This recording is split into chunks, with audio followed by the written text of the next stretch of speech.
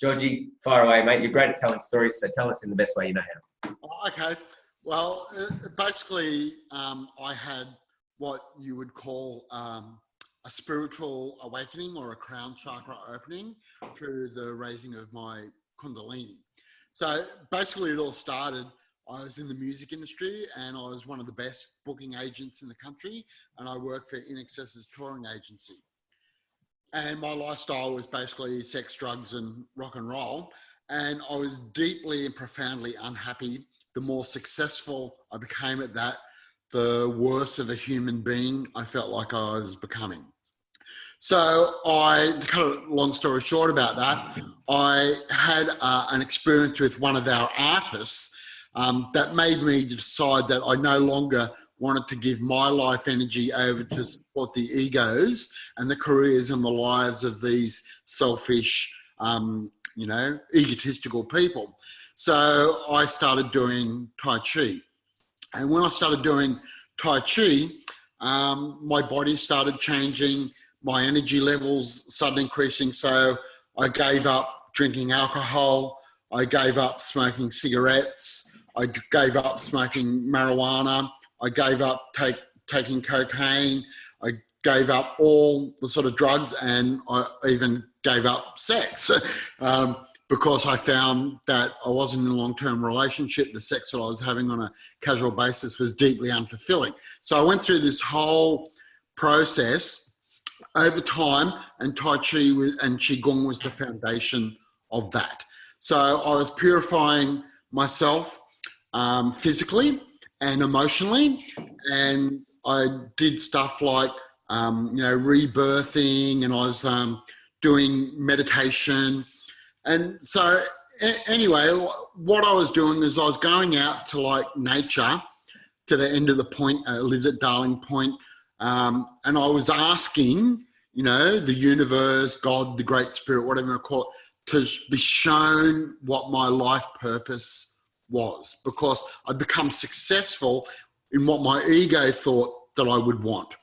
Sex, drugs, beautiful women, rock and roll, music industry, fame, all that sort of stuff. And I was very unhappy with that. So I decided that a higher force, would know what was better for me than what my ego would know, and what my true spiritual purpose. So during that process, I had a dream that I was on the rock and roll train. And so I had to get off the rock and roll train. And in the dream, I love it. When I looked at the train, I got off the station because I went, wow, I can get off the train. And as soon as I thought that, then I was off the train and on the station, and I watched the train go by in my dream, and everyone on the train was a skeleton, and all the bands are playing and everyone's drinking and smoking and carrying on. And then I went, oh, wow, like they're all dead.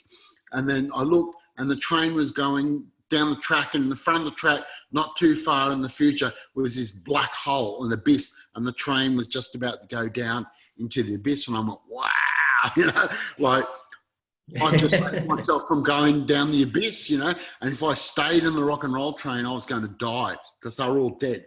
So I took they were spiritually dead. And then I started flying. I had this amazing dream. It was a prophetic dream, and it changed from being on the rock and roll train to being in this absolute paradise, right? And so it ended up, several years later, I ended up moving to that paradise, which was Bronte Beach in Sydney. But at the time, I didn't know. I won't go into the details of the dream.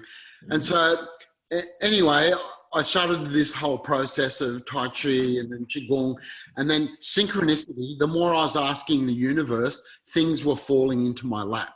So someone said, do you want to go to this meditation circle? I went, oh, yeah, okay, well, cool. I like meditation. And they said, oh, it's a chakra meditation. Well, I didn't really know what that was, but I went, oh, yeah, okay. So I went along to that. And in this meditation circle, I was having these amazingly profound imageries. And I was going through like layers and layers and layers. And I was seeing myself in the Egyptian temples. I seen myself in the Mayan temples. I could see myself in multiple realities. And I was having like what I know now is multi-dimensional experiences. I was experiencing myself, you know, as in an Egyptian temple, as a half reptilian, half human being, in the Mayan temples as a Mayan priest, and in the meditation circle. I realized that all those experiences were all happening simultaneously, but you might say, well, some of them were past lives or whatever. So I was experiencing time as the eternal now. Plus I was doing Qigong and stuff like that, and my chakras started opening up. Like I was doing Qigong and my crown chakra started hurting at the end of Qigong. There were, you know, my palms of my hands were pulsing. My chakra areas started aching and I didn't even really know what they were. Then I went to this meditation circle and we focused on those centers and visualizing those centers. And I was also doing yoga. So I was doing Qigong, Tai Chi. I went to the gym. So I was doing 3 to 4 hours of exercise a day, doing yoga, doing meditation, a vegetarian diet, getting off all the drugs and everything. And then asking the universe, you know, what my life purpose was. So one day in yoga class, we were doing pranayama. And in pranayama, it's a breathing exercise, and I felt something uncoil at the bottom of my spine, like something like, it was an uncoiling, and it started to wind up and went up my back, and it went to just between my shoulder blades, where I've probably got a little bit of a scoliosis, and it went back down. And I went, oh, wow, what was that? You know, that was really amazing. Like the next week in meditation, my meditation teacher said, you're going to have a kundalini awakening. And I went, oh yeah, whatever. And so I didn't even know what that was. And she was a psychic, like a clairvoyant. So I went back to the meditation group and I was meditating and I was popping through all these layers, pop, pop, pop, pop, pop, doing all this chakra imagery, being in crystal temples, every new age fantasy stuff you could possibly imagine in all those books and the new age artwork. I was having visualizations of all that stuff, pyramids, Stonehenge, etc. And then what happened is I went to this layer and it was this clear mountain lake and everything just went totally clear and still. And then at that point, I was flashing through and visualizing this meditation where fire was coming up to my crown chakra, then going cold water down to my base. And then my base chakra was like a boiling cauldron. And then it would just go up to the back of my spine and my crown. So I was doing this thing, which I later found out was called the microcosmic orbit meditation. So in this meditation, I was at this mountain lake area and all these, if you've ever seen an image of like stars, Hubble takes photos of stars and like a ball of light with these 8 points coming off it. Well, it was filled with all these imageries of like 8-pointed stars were coming closer around me. And the lady in the meditation said, they're in your aura, George, speak. And at that moment, I felt the presence, felt like about 30 people walked into the room, swung around me, and then came into my body, and I started spontaneously channeling. And so they said, you know, we are the Elohim, we are the Lords of Light, we are the co-creators, blah, blah, blah, blah, blah, all this channeling stuff. And I sort of opened my eyes, went, wow, what's happening? And when that happened, every chakra went pop, pop, pop, pop, pop, pop, pop, like that. It was like this zipper going up like that. And I was just filled with the most overwhelming presence of love that I'd ever felt. I'd actually never felt love like that. Like the best romantic love that I've ever had, you know, deeply in love with someone, paled in comparison. The most incredibly ecstasy that I'd ever had paled in comparison to the love. And I can literally say that I was in love with everyone and everything around me. And I was just totally in love. And I just was, oh, wow, what just happened? And she went, oh, you had a, you know, crown chakra opening, go close your eyes, go back. So I closed my eyes, back into the meditation. And so I connected with this energy and I started channeling. And, you know, there's a lot of information, new agey, sort of about the ascension process and the design and the purpose of humanity and what, you know, what our true goal and what our true design is and about the future of the earth and that sort of stuff. So anyway, that experience, then when I would, you know, even if I would think about that experience, say the next day I closed my eyes and the energy came around to me again, and it would come into my body, and I'd be having communication with these spiritual beings. So during this period of time, I did stuff like I was able to see people's auras. I was able to read people's minds.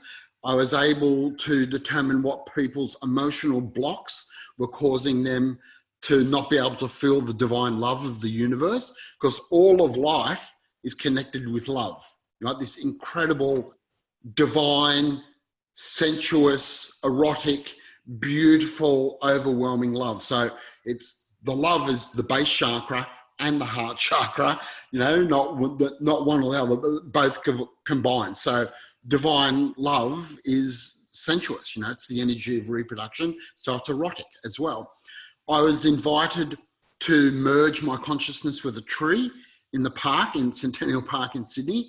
So I got to see what the universe was and life was from a tree's perspective. I had the ability to merge my consciousness with any inanimate object. So I went around doing things like merging with a rock, merging with a tree, and feeling what it was for that thing, what life was like for them, how they experienced life force. And trees provide a very interesting function on this planet, which I can talk about later. We've got one as a witness with Tennille right there. Yeah. At least one. Yeah. So basically, you know, I had what they would say was like, you know, psychic or clairvoyant gifts, you know, and I had the ability to see, I could see entities attached to people. I performed spirit rescue, like helping someone cross over to the other side. Like I was working at the ABC at the time, and I felt a presence come and grab my elbow and take me up into the elevator, up several floors, and then look into an empty office. What am I doing up here?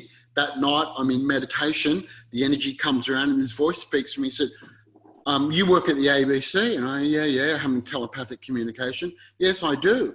And they went, how come nobody else can see me but you? I went, what? He said, well, today I took you up to the office. I went, oh, right, so that's what that was. And I went, well, who are you? And they said, oh, my name's Andrew. And I went, oh, Andrew? He said, yeah, Andrew Wally. And I went, oh, okay, Andrew, well, you're dead. You died like 2 days ago. And then I felt the energy like disappeared away from me and like that. And then it was, oh, and then comes back and goes, okay, well, I'm not very happy about that, but it makes a lot of sense. And I went, yeah, you died really suddenly. And so he said, well, what am I supposed to do? And he said, my wife can't hear me. Nobody can hear me at work. And I said, yeah, because you're dead. And he said, well, what am I supposed to do? And I said, well, you're supposed to, I don't know, pass over. And he goes, well, how do I do that?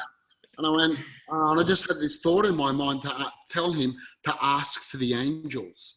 And he said, and I said, well, ask for the angels. Just think about the angels. And he went, okay. And then he goes, oh my God, I can see them coming. They are beautiful and they are singing. And I'm overwhelmed with love. And I just went, just go with them. So they took him and it passed. So I helped pass him over. Now, I've got no belief system for any of these experiences. I've got no reference point, right? So I'm going, well, what is going on in my life? And so basically, like these sort of experiences kept on continuing. And I would be in, say, Town Hall Station, and I could feel every single person on the train, an emotion coming off them, anger, fear, grief. And I knew that the difference between them and me, and I was experiencing absolute oneness with all of life.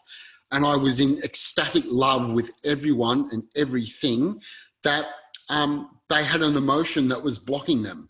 And I was given information that humanity, like all the animal kingdom, are all connected to this level of love, right? And it's a static, erotic, sensuous love, divine love.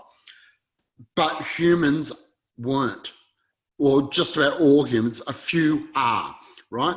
And it was like, and I was given that was our choice a long time ago to create our own reality without divine love, because we wanted to do it ourselves. So we were given the opportunity to create this reality without divine love. And so we're not connected to this level.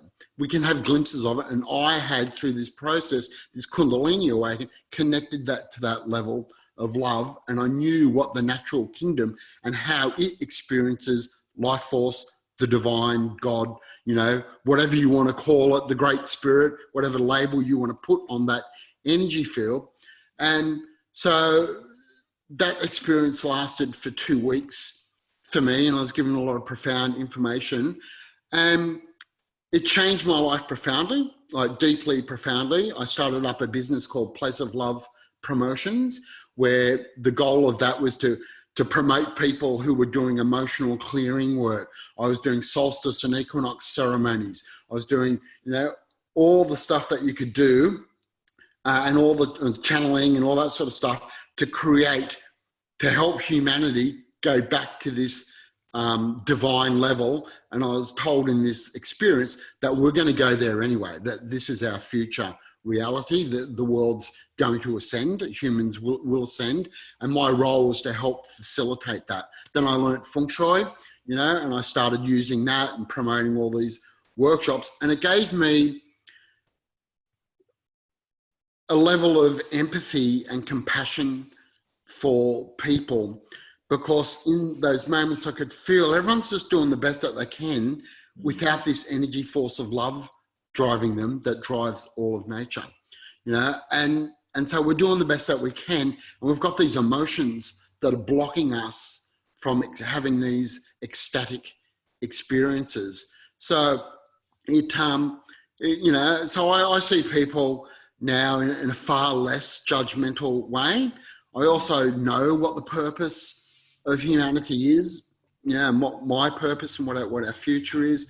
And I sort of have a pathway of how we can get there and what my role in that is. And that was a peak experience. I don't have those experiences anymore. It's sort of all shut down. Well, I facilitated shutting it down because it became so overwhelming. I thought I was going insane, you know. And it was a love that I've never, ever, ever felt before or since, you know. And I know, so for me, I'm not afraid of death. I know that this is just a meat suit. This is our space suit. Who we are is a divine being, and that when we pass over, we go back to that realm, and that, you know, our design actually was to be a divine being, an angelic being in flesh. So spirit and matter are joined in one unison. And, you know, lots of things, you know, happened in that experience, and it totally, you know, my life was going down one path, and I got off the rock and roll train by asking the Great Spirit to be shown, like, and genuinely asking, not like, you know, like flippantly, but deeply within my soul, why am I here? What is my purpose? And, you know, and I got that answer, like ask and you shall receive. And so my life has been fulfilling that pathway. Like occasionally I go down that, I feel a bit like, you know, I wish I was doing something else, or it's not very exciting at the moment. But I know that, you know, I have a role, and I know that, you know, I'm going down that path, and that all of us are here for a purpose, and that all of us have the same capability to receive that love. And one of the major blocks is our emotional body. And so since that event, like Lee talks about Ho'oponopono and those other things, and over the time since that experience, you know, I've done a lot of that stuff. And yeah, because I think the less emotional stuff we have, the more we're able to tune in to what our focus is, not from our ego, not from society, not from, you know, even our mentors, but what our true soul's purpose is. And sometimes our soul's purpose is in conflict with what the world wants us to do. It's not about consuming. It's not about how much money you have. It's not about what material possessions you have. It's how much you love, how connected you are to the divine, and what your impact is on other people's lives. Absolutely. What a nice way to finish that, Georgie. That's beautiful.